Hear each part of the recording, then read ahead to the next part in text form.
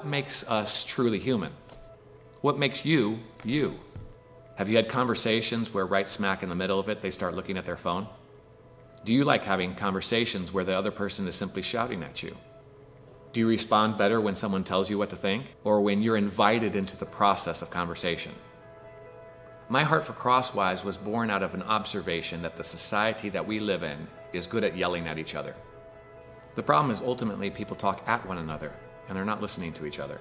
They're waiting for their turn to throw the next dart. Crosswise was kind of, in part, constructed so that instead of talking at one another, we look at one another in the eye and we have deep embodied conversation.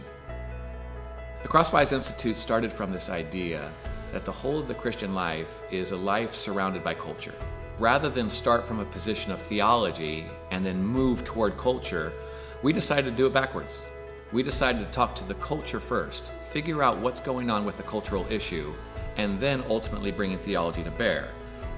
So the goal for Crosswise then is to have that conversation with culture, and then after we've been patient and heard the nuanced arguments, to bring theology to bear on that. What does the Bible say about this?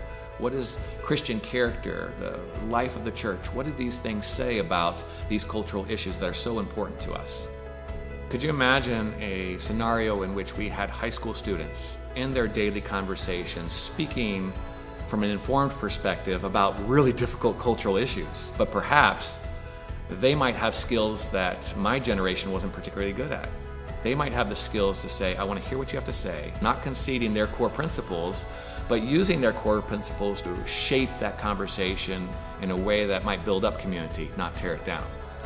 The invitation for high schoolers is to participate in this great ongoing conversation, to see how it can mold their lives and the lives of other people.